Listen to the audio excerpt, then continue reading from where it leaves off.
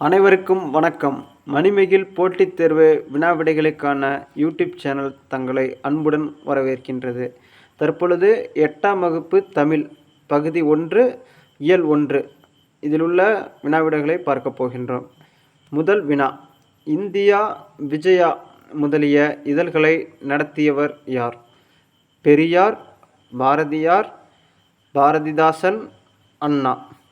முதல் வினா, இந்தியா விஜயா முதலிய இதழ்களை நடத்தியவர் யார்?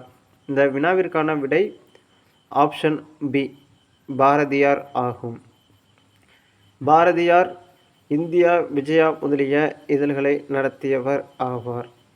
இரண்டாவது வினா, சிந்துக்கு தந்தை, செந்தமிழ் தேனி, புதிய அறம்பாட வந்த அறிஞன், மரம்பாட வந்த மறவன் என்றெல்லாம் பாரதியாரை பாராட்டியவர் யார்?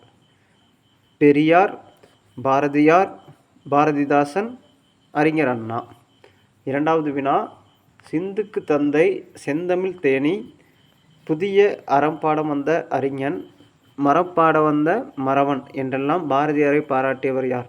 இந்த வினாவிற்கான விடை ஆப்ஷன் சி, பாரதிதாசன் என்பது ஆகும். மக்கள் வாழும் நிலப்பகுதியை குறிக்கும் சொல் எது? ஆப்ஷன் ஏ வைப்பு, ஆப்ஷன் பி கடல், ஆப்ஷன் சி பறவை, ஆப்ஷன் டி ஆழி. மூன்றாவது வினா, மக்கள் வாழும் நிலப்பகுதியை குறிக்கும் சொல் எது? வினாவிற்கான விடை ஆப்ஷன் ஏ வைப்பு என்பது ஆகும். வைப்பு என்பது மக்கள் வாழும் நிலப்பகுதியை குறிக்கும் சொல்லாகும். நிலம், தீ, நீர்வழி விசும்போடு ஐந்தும் என்ற பாடல் வரி இடம்பெற்றுள்ள நூல் எது? Option A Silappathikaram, option B Manimekalai, option C Tolkappiyam, option D நன்னூல்.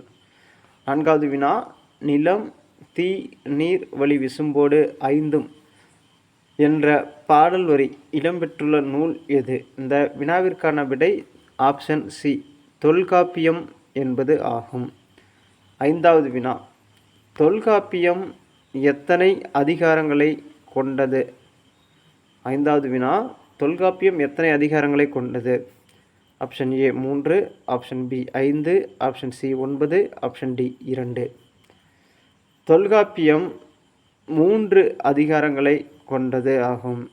ஐந்தாவது வினாவிற்கான விடை ஆப்ஷன் ஏ 3 என்பது ஆகும்.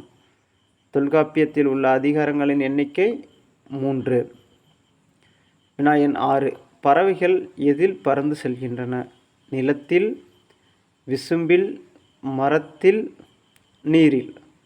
ஆறாவது வினா, பறவைகள் எதில் பறந்து செல்கின்றன? நிலத்தில், விசும்பில், மரத்தில், நீரில். இந்த வினாவிற்கான விடை, ஆறாவது வினாவிற்கான விடை பறவைகள் விசும்பில் பறந்து செல்கின்றன என்பது ஆகும். வினா எண் 7, ஏழாவது வினா, பின்வருவனவற்றுள் தவறான இணை எது? புலிப்பரல், சிங்கம் கன்று, ஆடு குட்டி, பசு கன்று. ஏழாவது வினா, தவறான இணை எது? புலிப்பரல், சிங்கம் கன்று, ஆடு குட்டி, பசு கன்று. இந்த வினாவிற்கான விடை சிங்கம் கன்று என்பது இந்த இணையில் தவறாக பொருத்தப்பட்டுள்ளது. ஏனெனில் சிங்கத்தின் இளமை பெயர் குருளை, சிங்க குருளை என்பது சரியான பொருளாகும். வினா எண் 8, பின்வருவனவற்றுள் சரியான இணை எது? புலி கதறும், யானை கத்தும், சிங்கம் முழங்கும், பசு உருமும். வினா எண் 8, கீழே கொடுக்கப்பட்டுள்ளவற்றுள் சரியான இணை எது? இந்த வினாவிற்கான விடை ஆப்ஷன் சி சிங்கம் முழங்கும் என்பது ஆகும். புலி கதறும் என்பது, யானை கத்தும் என்பது, பசு உருமும் என்பதெல்லாம் தவறான இணைகளாகும். சிங்கம் முழங்கும் என்பது சரியான இணை. வினா எண் 9, தொல்காப்பியத்தில் உள்ள ஒவ்வொரு அதிகாரமும் எத்தனை இயல்களை கொண்டது? 3, 5, 6, 9. தொல்காப்பியத்தில் உள்ள ஒவ்வொரு அதிகாரமும் எத்தனை இயல்களை கொண்டது என்ற வினாவிற்கான விடை ஆப்ஷன் டி 9 என்பதாகும். தொல்காப்பியத்தில் உள்ள ஒவ்வொரு அதிகாரத்திலும் 9 இயல்கள் உள்ளன என்பது சரியான விடையாகும். வினாயன் 10. கண்ணெழுத்து படுத்த எண்ணு பல்பொதி என்ற பாடல் வரி இடம்பெற்றுள்ள நூல் எது? சிலப்பதிகாரம், மணிமேகலை, சீவக சிந்தாமணி, தொல்காப்பியம். 10வது வினா, கண்ணெழுத்து படுத்த எண்ணு பல்பொதி என்ற பாடல் வரி இடம்பெற்றுள்ள நூல் எது? வினாவிற்கான விடை ஆப்ஷன் ஏ, சிலப்பதிகாரம் என்பதாகும். கண்ணெழுத்து படுத்த எண்ணு பல்பொதி என்ற பாடல் வரி இடம்பெற்றுள்ள நூல் சிலப்பதிகாரம். தமிழ் எழுத்துக்களில் மிக பெரும் சீர்திருத்தத்தை செய்தவர் யார்? Veeramamunivar, G U Pope, Bharathidasan, Perunchithiranar. 11வது வினாவிற்கான விடை ஆப்ஷன் ஏ, வீரமாமுனிவர் ஆவார். தமிழ் எழுத்துக்களுள் மிக பெரும் சீர்திருத்தத்தை செய்தவர் என்ற வினாவிற்கான விடை ஆப்ஷன் ஏ, வீரமாமுனிவர் ஆவார். வினாயன் 12. 12வது வினா, தமிழ் எழுத்து சீர்திருத்த பணியில் ஈடுபட்டவர் யார்? கீழே குறிப்பிடப்பட்டுள்ளவற்றுள் எழுத்து சீர்திருத்த பணியில் ஈடுபட்டவர் யார்? பாரதிதாசன், தந்தை பெரியார், வ.உ. சிதம்பரனார், பெருஞ்சித்திரனார். 12வது வினாவிற்கான விடை ஆப்ஷன் பி, தந்தை பெரியார் ஆகும். தமிழ் எழுத்து சீர்திருத்த பணியில் ஈடுபட்டவர் தந்தை பெரியார் ஆவார். தந்தை பெரியார் தமிழ் எழுத்து சீர்திருத்த பணியில் ஈடுபட்டவர். வினாயன் 13. தமிழ் எழுத்துக்கள் இப்போதுள்ள நிலையான வடிவத்தை பெற எது காரணமாக அமைந்தது? ஓவியக்கலை, இசைக்கலை, அச்சுக்கலை, நுண்கலை. வினாயன் 13. தமிழ் எழுத்துக்கள் இப்போதுள்ள நிலையான வடிவத்தை பெற எது காரணமாக அமைந்தது என்ற வினாவிற்கான விடை ஆப்ஷன் சி, அச்சுக்கலை என்பது ஆகும். அச்சுக்கலை தமிழ் எழுத்துக்கள் இப்போதுள்ள நிலையான வடிவத்தை பெற காரணமாக இருந்தது. வினாயன் 14. வளைந்த கோடுகளால் அமைந்த மிக பழைய தமிழ் எழுத்து எப்படி அழைக்கப்படுகின்றது? கோட்டெழுத்து, வட்டெழுத்து, சித்திரை எழுத்து, ஓவிய எழுத்து. வளைந்த கோடுகளால் அமைந்த மிக பழைய தமிழ் எழுத்து எப்படி அழைக்கப்படுகின்றது? இந்த வினாவிற்கான விடை ஆப்ஷன் பி, வட்டெழுத்து. வளைந்த கோடுகளால் அமைந்த மிக பழைய தமிழ் எழுத்து வட்டெழுத்து என்று அழைக்கப்படுகின்றது. வினாயன் 15. மனிதன் ஏழ்மையிலே இருக்கும்போது சத்தற்ற உணவினாலும் நோயினாலும் அச்சுறுத்தப்படுகிறான். பலவீனமாக இருப்பவன் போருக்கு அஞ்சுகிறான். செல்வந்தனாக இருப்பவனே தன் கொடுத்த செல்வத்தால் உண்டான அசுத்தத்திற்கு அஞ்சுகிறான் என கூறியவர்? மகாத்மா காந்தி, இந்திரா காந்தி, ராஜீவ் காந்தி, ராகுல் காந்தி. இந்த வினாவிற்கான விடை ஆப்ஷன் பி, இந்திரா காந்தி ஆகும். இந்திரா காந்தி மேலே குறிப்பிடப்பட்டுள்ள மாதிரி கூறியுள்ளார். வினாயன் 16. எல்லா சொல்லும் பொருள் குறித்தனவே என கூறுபவர் யார்? நன்னூலார், தொல்காப்பியர், பாரதியார், பாரதிதாசன்.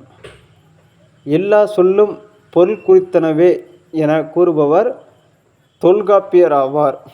தொல்காப்பியர் எல்லா சொல்லும் பொருள் குறித்தனவே என்று கூறுகின்றார். வினாயன் 17. வினாயன் 17. நெட்டெழுத்து 7 ஓரெழுத்து ஒரு மொழி என கூறியவர் யார்? நன்னூலார், பாரதியார், பாரதிதாசன், தொல்காப்பியர். நெட்டெழுத்து 7 மட்டுமே ஓரெழுத்து ஒரு மொழி என கூறியவர் தொல்காப்பியர். வினாயன் 17க்கான விடை ஆப்ஷன் டி, தொல்காப்பியர். நெட்டெழுத்து 7 ஓரெழுத்து ஒரு மொழி என்று கூறியவர் ஆப்ஷன் டி, தொல்காப்பியர். வினாயன் 18. 40 நெடில் எழுத்து மற்றும் நோ து என்னும் குறிலையும் சேர்த்து 42 எழுத்து ஓரெழுத்து ஒரு மொழியாக வரும் என கூறியவர் யார்? நன்னூலார், தொல்காப்பியர், பாரதியார், பாரதிதாசன். 40 நெடில் எழுத்து மற்றும் நோ து என்னும் குறில் எழுத்து சேர்த்து 42 எழுத்து ஓரெழுத்து ஒரு மொழியாக வரும் என கூறியவர் யார் என்ற வினாவிற்கான விடை ஆப்ஷன் ஏ, நன்னூலார் ஆவார். வினாயன் 19. செந்தமிழ் அந்தணர் என அழைக்கப்பட்டவர் யார்? முத்துசாமி, இளங்குமரனார், பாரதியார், கபிலர். செந்தமிழ் அந்தணர் என அழைக்கப்பட்டவர் யார் என்ற வினாவிற்கான விடை ஆப்ஷன் பி இளங்குமரனார் ஆவார். 19வது வினாவிற்கான விடை ஆப்ஷன் பி இளங்குமரனார் ஆவார். செந்தமிழ் அந்தணர் என அழைக்கப்படுபவர் இளங்குமரனார் ஆவார். வினா எண் 20. பின்வரும் நூல்களுள் இளங்குமரனார் எழுதாத நூல் எது? இலக்கண வரலாறு, தமிழிசை இயக்கம், தனித்தமிழ் இயக்கம், சந்திரிகையின் கதை. பின்வரும் நூல்களுள் இளங்குமரனார் எழுதாத நூல் எது? வினாவிற்கான விடை ஆப்ஷன் டி சந்திரிகையின் கதையாகும். சந்திரிகையின் கதை என்பதை எழுதியவர் பாரதியார் ஆவார். மற்ற நூல்கள் இளங்குமரனார் எழுதிய நூல்கள் குறிப்பிடப்பட்டுள்ளது. வினா எண் 21. திருவள்ளுவர் தவச்சாலையும் பாவாணர் நூலகமும் எங்கு அமைந்துள்ளது? சென்னை, கோவை, மதுரை, திருச்சி, அல்லூர். திருவள்ளுவர் தவச்சாலையும் பாவாணர் நூலகமும் அமைத்தவர் இளங்குமரனார். இது அமைந்துள்ள இடம் திருச்சி அருகே உள்ள அல்லூர் ஆகும். திருவள்ளுவர் தவச்சாலையும் பாவாணர் நூலகமும் அமைந்துள்ள இடம் திருச்சி, அல்லூர் ஆகும். வினா எண் 22. இதழ்களை குவிப்பதால் பிறக்கும் எழுத்துக்கள் எவை? இ, ஈ, உ, ஊ, ஏ, ஏ, அ, ஆ. 22வது வினா இதழ்களை குவிப்பதால் பிறக்கும் எழுத்துக்கள் எவை? இந்த வினாவிற்கான விடை ஆப்ஷன் பி உ, ஊ என்பது ஆகும். இதழ்களை குவிப்பதால் பிறக்கும் எழுத்துக்கள் ஆகும். வினா எண் 23. ஆயுத எழுத்து பிறக்கும் இடம் எது? மார்பு, கழுத்து, தலை, மூக்கு. ஆயுத எழுத்து பிறக்கும் இடம் எது? மார்பு, கழுத்து, தலை, மூக்கு. 23வது வினா இதற்கான விடை ஆப்ஷன் சி தலை என்பதாகும். தலையில் ஆயுத எழுத்துக்கள் பிறக்கின்றன. ஆயுத எழுத்துக்கள் பிறக்கும் இடம் எது என்ற வினாவிற்கான விடை ஆப்ஷன் தலை என்பதாகும். வல்லின எழுத்துக்கள் பிறக்கும் இடம் எது? தலை, மார்பு, மூக்கு, கழுத்து. 24வது வினா வல்லின எழுத்துக்கள் பிறக்கும் இடம் எது? வினாவிற்கான விடை ஆப்ஷன் பி மார்பு என்பது ஆகும். வல்லின எழுத்துக்கள் பிறக்கும் இடம் மார்பு ஆப்ஷன் பி. 24வது வினாவிற்கான விடை ஆப்ஷன் பி ஆகும். வினா எண் 25. நாவின் நுனி அன்னத்தின் நுனியை பொருந்துவதால் பிறக்கும் எழுத்துக்கள் எவை? இக்கு, இங்கு, இச்சு, இங்கு, இட்டு, இன்னு, இப்பு, இம்மு. நாவின் நுனி அன்னத்தின் நுனியை பொருந்துவதால் பிறக்கும் எழுத்துக்கள் எவை? வினாவிற்கான விடை ஆப்ஷன் சி இட்டு, இன்னு என்பது ஆகும். 26.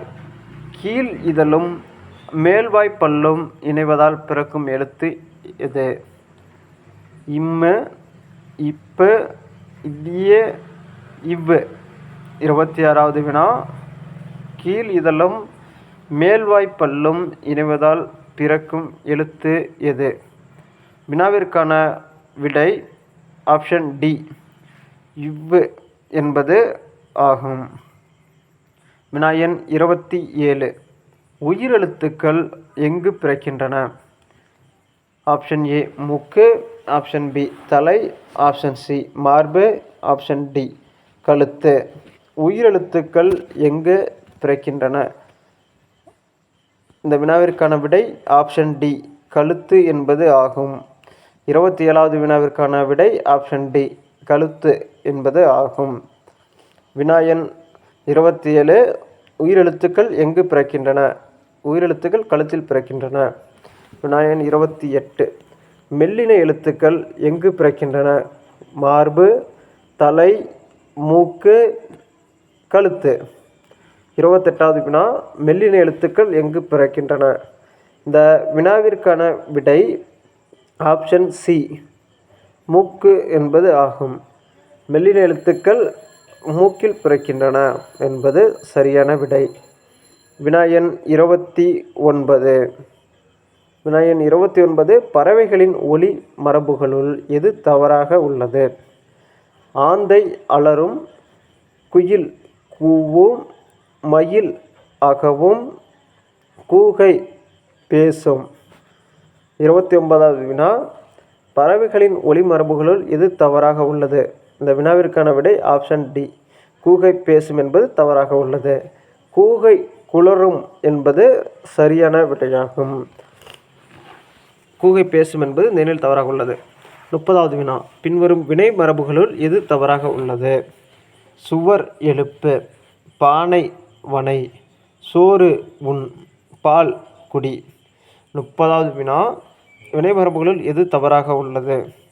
இந்த வினாவிற்கான விடை ஆப்ஷன் டி, பால் குடி என்பது தவறாக உள்ளது. சரியானது பால் பருகு என்பது சரியான வினைமரபு ஆகும். மேலும் இது போன்ற போட்டித் தேர்வுகளுக்கான வினாவிடைகளை தொடர்ந்து பெற மணிமகிழ் யூடியூப் சேனலை லைக் பண்ணுங்கள், சப்ஸ்கிரைப் பண்ணுங்கள், ஷேர் பண்ணுங்கள். மணிமகிழ் யூடியூப் சேனல் இது போன்ற போட்டித் தேர்வுகளுக்கான TNPSC, TET, TRB, SGT, TNUSRB போன்ற போட்டித் தேர்வுகளுக்கான வினாவிடைகளை தொடர்ந்து வழங்கி கொண்டிருக்கின்றோம். இந்த சேனலை லைக் பண்ணுங்கள், சப்ஸ்கிரைப் பண்ணுங்கள், ஷேர் பண்ணுங்கள். நன்றி, வணக்கம்.